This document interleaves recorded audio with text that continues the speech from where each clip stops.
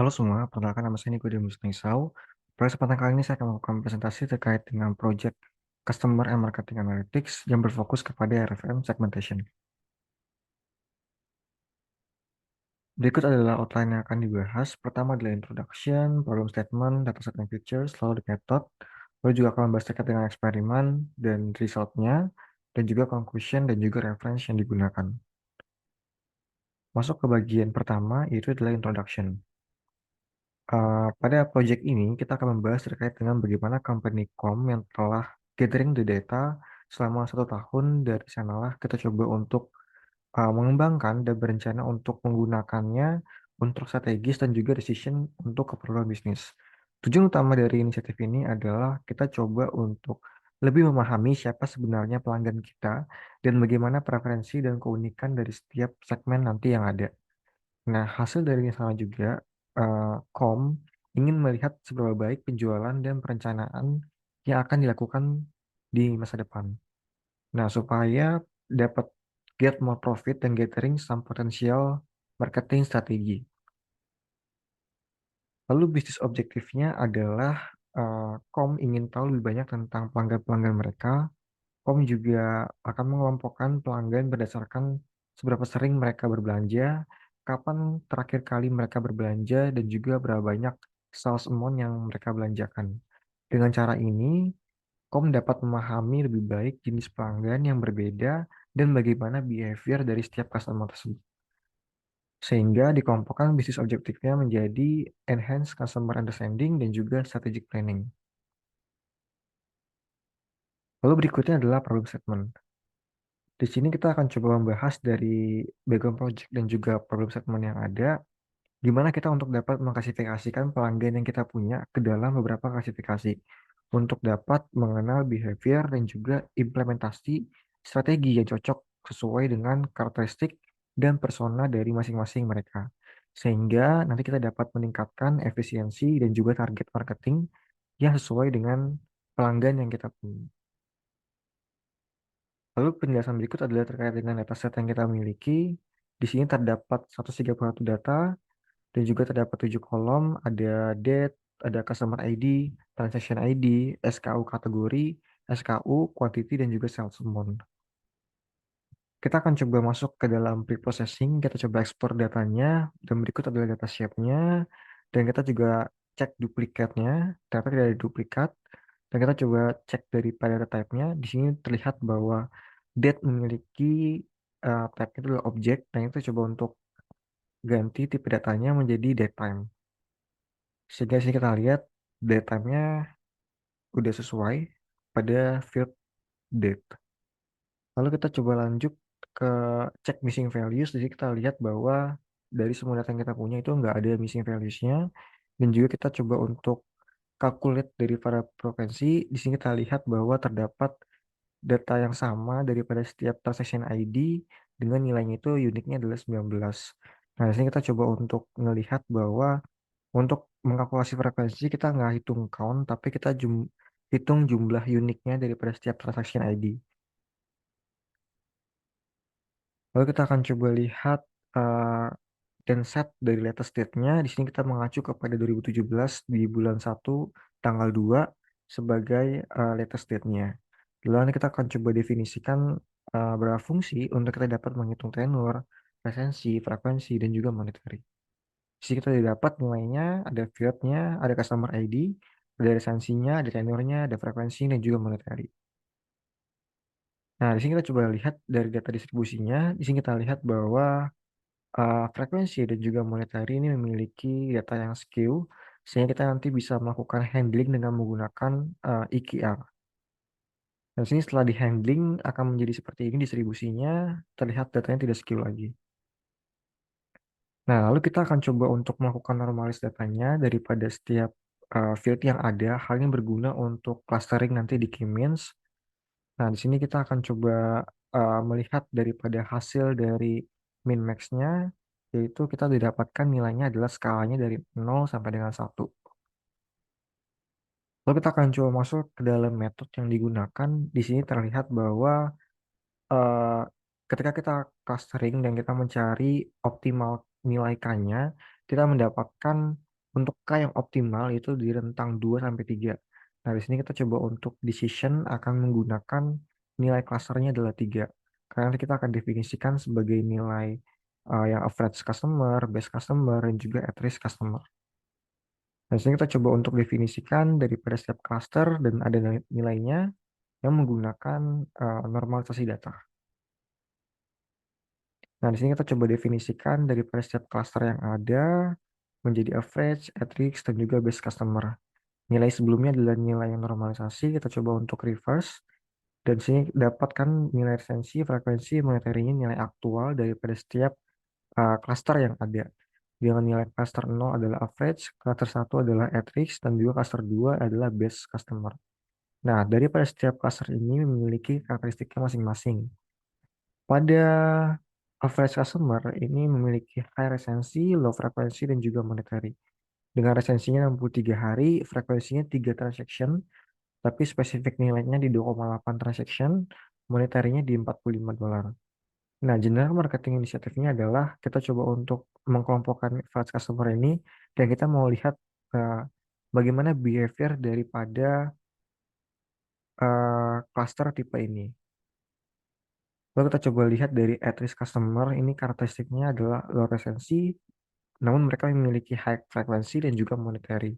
Resensinya di 236 hari, lalu untuk frekuensinya ini 2 sampai 3 transaction, fokusnya ada di 2 atau nilainya di 2,5 transaction, monetarinya di $57. Nah, ini marketing inisiatifnya adalah feedback and survey. Kita coba untuk gathering feedback daripada customer yang memiliki cluster pada at-risk customer supaya kita dapat preferensi dan juga apa sih potensial pain point yang ada di platform kita.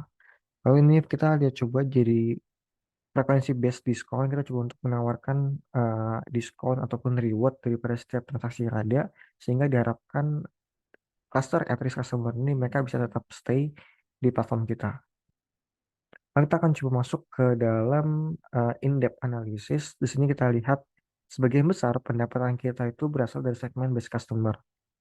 In the short term game, kita bisa fokus memberikan inisiatif pemasaran kepada segmen base customer dan juga average customer dengan berbagai jenis promosi seperti diskon, referral, atau cross-selling daripada setiap antar segmen yang ada. Lalu kita lihat lagi di sini terkait dengan sales amount dan juga quantity. Kita lihat bahwa pelanggan terbaik cenderung melakukan pembelian dalam jumlah yang lebih besar dengan harga yang lebih tinggi. Hal ini dapat dilihat sebenarnya dari nilai maksimum yang secara signifikan berbeda untuk setiap jenis pelanggannya. Namun jika kita lihat di sini nilai min dari rata-ratanya dari sales amount dari setiap cluster yang ada ini nggak berbeda terlalu jauh, yaitu berada di sekitar 10 sampai dengan 9. Lalu kita coba lihat bisnis objektifnya adalah POM coba untuk tahu tujuan yang ingin dicapai dalam 4 bulan ke depan. Dan kita coba untuk breakdown apa sih sebenarnya yang kita lakukan, yaitu terkait dengan pertama adalah personalization marketing. Tujuan ini adalah kita untuk mempersonalisasi strategi pemasaran. Dengan begitu, nanti kita dapat meningkatkan retensi. Ini berarti kom dapat membuat pengalaman pemasaran yang lebih relevan untuk pengguna agar mereka tetap loyal kepada platform. Kita juga akan maksimalkan pendapatan dengan pengeluaran atau cost yang kita keluarkan supaya jadi lebih efektif. Nah, ini kom coba untuk mencapai profit maksimum dengan mengelola cost marketing yang efisien dan kita bisa mengidentifikasi strategi apa yang cocok dan memberikan hasil yang terbaik untuk setiap cost yang telah dikeluarkan. Lalu identifikasi loyalitas. Nah, ini Kom juga ingin mengidentifikasi pelanggan yang royal untuk memberikan kepada Kom strategi pemasaran yang lebih personal dan juga relevan. Hal ini dapat membantu meningkatkan retensi di pelanggan pada setiap segmen.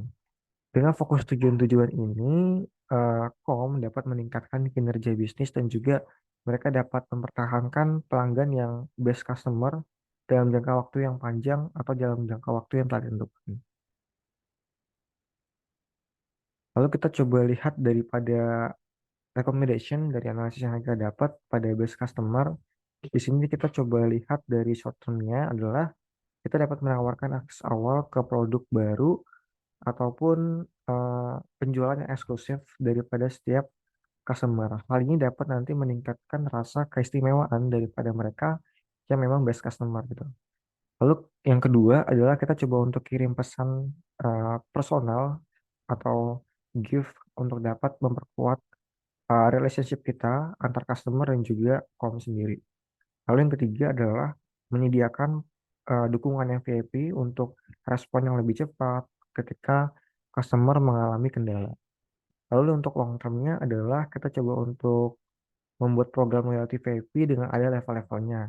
Lalu untuk kita coba untuk ajak pelanggan terbaik untuk memberikan masukan dan juga libatkan mereka dalam pengembangan produk. Nah, nanti akan memperkuat juga mereka untuk tetap dapat meningkatkan produk yang kita punya. Lalu dengan strategi ini, kita dapat memelihara hubungan yang kuat dengan pelanggan, baik dalam jangka waktu panjang ataupun dalam jangka waktu yang pendek. Dan ini menjadikan mereka sebagai salah satu pelanggan yang memang royal dan dapat meningkatkan pendapatan dan revenue yang kita punya. Lalu terkait dengan average customer, untuk short term-nya adalah kita coba untuk kirim email reward dengan diskon yang terbatas untuk mendorong pembelian. Hal ini dapat meningkatkan minat mereka untuk berbelanja lagi. Nah, ini rekomendasi yang kedua adalah merekomendasikan produk atau layanan tambahan yang berdasarkan pembelian dan juga untuk dapat meningkatkan nilai transaksi mereka. Lalu yang ketiga adalah kita coba untuk menciptakan urgensi dan penjualan yang kilat atau flash sale dengan waktu yang terbatas. Nah, nanti hal ini akan mendorong mereka untuk cepat-cepat untuk bertransaksi, cepat-cepat untuk check out gitu. Lalu untuk di jangka panjangnya kita bertahap untuk menaikkan mereka pada produk dan juga layanan untuk dapat meningkatkan nilai transaksi dan loyalitas mereka. Lalu kita juga akan melakukan personalisasi terkait dengan riwayat penelusuran mereka, pembelian mereka. Nah, ini mereka akan merasa bahwa sistem kita membantu mereka untuk dapat menemukan interest mereka juga. Lalu yang ketiga adalah kita coba untuk membangun hubungan untuk jangka panjang dengan memberikan customer service yang baik untuk setiap ada masalah-masalah yang ada. Lalu untuk at risk customer, kita coba untuk pada short term-nya kita akan melakukan email re-engagement untuk personalisasi mereka. Nah, ini at risk customer adalah at risk yang paling penting untuk kita pay attention untuk melakukan berbagai strategi marketing supaya mereka tidak berada di posisi cluster ini gitu. Nah, ini kita bisa membantu mereka untuk eh, mendorong dan juga menerapkan beberapa inisiatif yang dapat mendorong mereka untuk berbelanja. Nah, di sini kita coba untuk menerapkan program loyalitas, jadi supaya mereka dapat meningkatkan peluang untuk tetap belanja dan juga tetap setia pada platform kita. Lalu yang ketiga adalah kita untuk coba menggunakan iklan retargeting. Nah, ini kita bisa gunakan di media sosial atau di platform online untuk dapat meningkatkan mereka terkait dengan produk-produk yang kita punya atau layanan yang kita punya untuk dapat membantu merevitalisasi minat mereka gitu. Lalu untuk jangka panjangnya, kita coba untuk pantau dan tingkatkan pengalaman pelanggan untuk dapat mencegah mereka menjadi pelanggan yang at risk customer gini. Dan juga akan membantu hubungan mereka di jangka panjang. Lalu kita coba untuk tawarkan keanggotaan eksklusif, hal ini untuk mendorong untuk mereka tetap stay dan juga membuat mereka merasa istimewa pada platform kita. Lalu yang ketiga adalah kita coba untuk menerapkan program referral untuk mereka agar dapat tetap menggunakan platform kita. Nah, dalam strategi ini, kita dapat memulihkan pelanggan yang at risk customer ini dalam jangka waktu yang panjang ataupun dalam jangka waktu yang pendek, dan membangun hubungan yang lebih kuat dengan mereka supaya mereka nggak menjadi pelanggan yang at risk customer di masa yang akan datang. Berikutnya adalah conclusion dari strategi yang tadi kita telah bahas. Kita telah mengidentifikasi terkait dengan segmen base customer, face, dan juga at risk customer. Dan juga kita tadi mengembangkan personalisasi yang sesuai juga dari masing-masing setiap segmen. Dan juga bisnis rekomendasi baik dalam jangka waktu panjang dan juga jangka waktu pendek. Nah, untuk pelanggan yang best customer, kita coba untuk fokus memberikan pengalaman yang istimewa, yang baik.